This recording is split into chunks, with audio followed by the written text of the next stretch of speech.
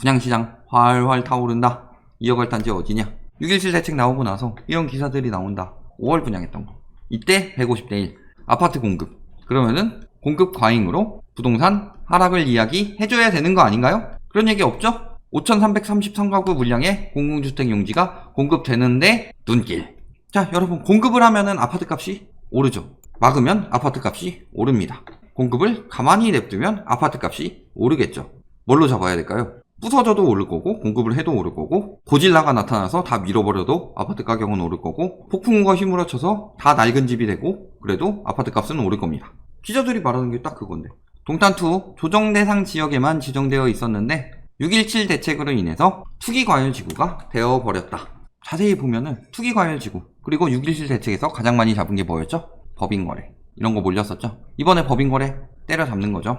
동탄만 가지고는 통계가 안 나와요. 화성시를 보니까 작년 상반기에 비해서 법인 매수 비중이 0.4%에서 6.2%로, 가장 최근에는 9.7%까지 사재기했다. 이거 4월 기사죠. 6.17 대책 때 법인 다주택 최고 세율 이야기했었죠.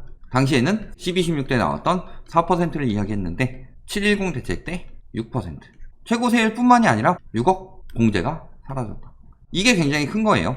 그래서 그 전까지는 보유세율 높이더라도 6억 공제가 있으면은 6억 이하 아파트들을 샀죠. 그러니까 그때 어떤 프레임들이 많이 잡혔어요? 처음에 9억 이하 아파트 오른다고 했다가 9억 이하 아파트 떨어지기 시작하니까 6억 이하로 프레임 바꿨죠. 왜 6억 이하예요? 법인 공제되니까. 법인들이 사재기 했으니까. 6억 안팎의 아파트들, 비싸야 6억 정도 되는 아파트들을 법인이 사재기 할 수 있었는데 저 공제가 사라졌어요. 1억이든 2억이든 그거 다 종부세로 붙는다. 그렇게 되면은 사기만 하면 종부세가 오르는데 매입할 수 있을까요? 여기다가 취득세까지 엄청나게 오를 예정인데, 그리고 내년부터는 법인 양도세도 강화될 예정인데 오를 수 있을까요? 저 법인들 매물 나올 텐데. 자, 법인 거래량 볼까요? 4월 기사죠. 가장 최근은 3월이겠죠, 물론. 아까 나왔던 기사에는 2월에 급증했다. 2월에는 그게 컸죠. 특사경 조사한다니까 그 전에 개인이 가지고 있는 것들 법인으로 많이 떠넘겼을 것이다. 그러면서 그 이후 감소하다가 5월에 뭐 또 다시 소폭 증가했는데 6월에 법인 거래 증가할 수 있을까요? 외진 거래 역시 마찬가지였죠. 메리트가 있나요?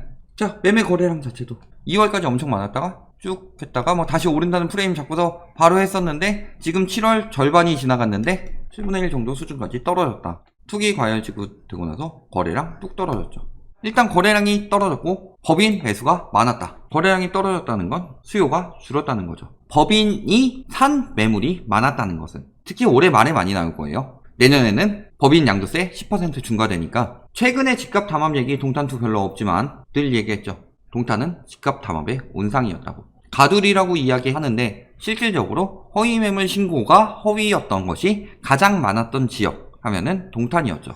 90% 이상이 허위로 허위 매물 신고를 한 곳이었다. 제가 왜 계속 가냐면은 담합하고 진짜 막 급한 실수요들도 못 팔게 막고 부동산들도 못 살게 막고, 부동산도 양아치 부동산이 있죠. 그런데 90%가 그 정도였다는 건 부동산이 양아치가 아니라 담합하는 투기꾼들이 양아치다. 그리고 실수요자들 선동하죠. 명품 아파트 같이 뭐 찾는다 해놓고서 지들만 비싸게 팔고 빠진다. 그리고 막상 실수요자들이 이사를 가야 돼서 급매물을 내놓게 되면은 그거는 또 이를 악물고 죽어라고 막는다. 계속 오래 산 실수요들은 보유세만 오른다.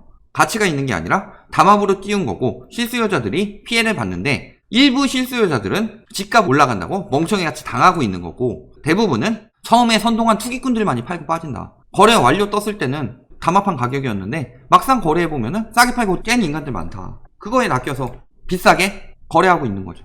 매매 가격 지수 볼까요?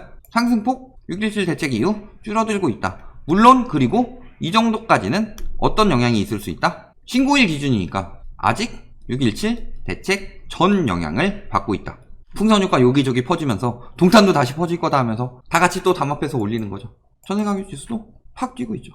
전세 입자들한테 떠넘기고 있는 거죠. 전세가 이만큼 나오니까 집값 더 높게 할 수 있다. 그런데 전세 가격 역시 뭐예요? 동탄은 담합이에요. 교통이 좋아요? 테크노밸리에 엄청난 기업들이 들어왔나요? 대기업들 막 쏟아져 들어오고 계열사나 혹은 뭐 하청이나 이런 게 옆으로 잔뜩 들어와가지고 건재한 대기업 때문에 테크노밸리는 계속 이 정도의 인원을 유지할 것이다 라고 할 만큼 자족시설이 엄청나게 발달이 잘 되어 있나요? 서울이나 수도권 쪽으로 출퇴근이 편리한가요? SRT? 편해요? 수서까지 가든가요? 거기서 또 갈아타야 되죠. 자차로 이동해볼까요? 엄청 막히죠 거기. 그런데도 계속 띄우고 있다. 아파트 보면 어때요? 6월에 거래량 쭉 늘어났죠? 이 단지 갑자기 6.17 대책 이후에도 거래가 쭉 늘어나고 있다. 마찬가지고. 동탄 같은 경우는 그거 봐야 될 거예요. 법인에서 개인으로 넘어가는 거래. 법인 종부세 강화된다고 하니까 예전에 리센츠 저희 22억 그거 맨 처음에 이야기할 때 뭐라고 그랬어요? 시세 띄우기와 탈세가 겹쳤죠.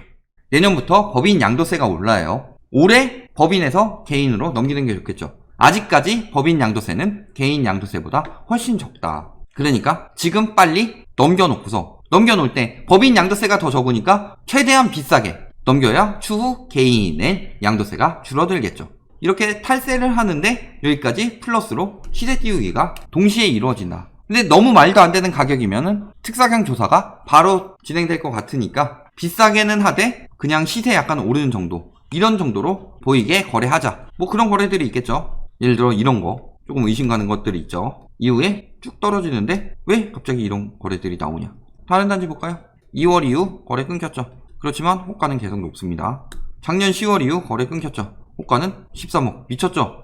21년 2월 이후 잔금. 규제는 강화돼서 받을 사람 없는데 무슨 저기야 13억이에요.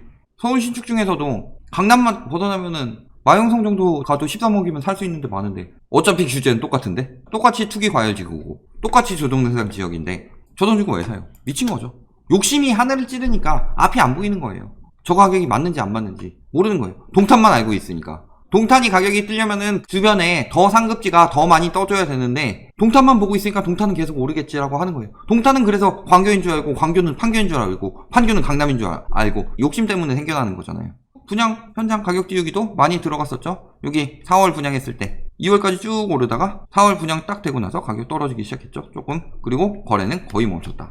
그 전에 갑자기 막 이런 거래들 띄워졌죠. 한두 건의 거래만으로 가격이 쭉쭉 올랐다. 단지 가격 띄우기를 하기 위함이다. 그런데 지금 동탄이 엄청 좋은 줄 알고 그 근처에 도시들이 동탄 붙이죠. 동탄도 아닌데 서동탄이니 남동탄이니 남동탄은 동탄 남쪽을 말하는 거지 동탄 신도시보다 남쪽에 있는 게 아니죠. 그거 붙인다고 동탄 돼요? 덕은지구에 DMC 붙인다고 거기가 마포예요? 일단은 뭐 붙이고 나면 뜰 거라고 생각하고 붙인다. 뭐 때문이다? 동탄 계속 띄우는 거? 인근에 많은 분양이 남아있죠. 건설사들 가격 띄우기 플러스 투기꾼들 욕심이 더해져서 가격만 오르고 있다. 동탄 띄워주죠. 언론들도. 하지만 이거 다 뭐예요? 담합과 민폐와 부정적인 방법으로 올린 가격들이다. 그럼에도 사람의 욕심은 끝이 없죠. 그러니까 마지막 거래가 6억 7천인데 13억 5천을 내놓는 행태를 보이고 있다. 결론. 동탄 신도시는 투기꾼들 집합소죠. 이들이 선동에 넘어가 집값 띄우기에 동참하는 실수요들도 있다. 다같이 허위매물 신고하고 극성으로 만들고 있다. 우리 단지의 가치가 인정받고 있다 라는 말에 넘어가서. 하지만 실제 팔고 빠지는 건 선동꾼들이죠. 집값 담합했는데 네이버 부동산의 거래 완료랑 나중에 실거래가랑 비교해보면 가격이 다운된 게 많다. 이런 걸 보면 나올 수 있죠. 그리고 얼마나 담합했냐? 90% 이상이 허위로 허위매물 신고할 정도로. 마지막에 6억대 거래된 아파트를 호가를 13억대에 내놓고 있다. 이 13억대의 아파트면은 서울 마용동도 살 수 있다. 자기가 가지고 있는 아파트에 대한 평가를 생각보다 굉장히 과하게 하고 있다라는 거죠. 이렇게 거품만 낀 데가 나중에 어떻게 되느냐? 지금 사면 거품 쭉 빠지죠. 판교까지는 그래도 학군도 좋고 생활권도 괜찮다 하는데 광교가 판교 따라가는 것도 말이 안 되는 상황이죠. 그런데 동탄이 광교 따라가는 건 더 말이 안 되는 상황이죠. 그럼에도 불구하고 10억 이상 받으려고 한다. 10억 클럽이다. 수도권에서 따지면은 평택, 화성 여기가 충청도 바로 위에 아니에요? 가장 먼데 아니에요? 가장 먼데. 가장 먼 화성시에서 10억 이상 받으려고 하고 있다. 평택 뭐 신도시라고 고덕 신도시 막 이런데 비싸게 받으려고 하고 있다. 사실상 실수요들이 그 가격에 그만큼 주고 살만한 여건인가를 자세히 생각해보면 답은 나와 있다는 거죠. 신도시 거품 과하게 낀데 특히 입지에 비해서 많이 낀데 동탄, 광교, 다산, 고덕 이런데 함부로 들어가다가 나중에 가격 빠질 때 실수요들 쫙 빠지면서 가격 진짜 나락으로 떨어질 수 있다는 거 꼭 기억해 두시기 바랍니다.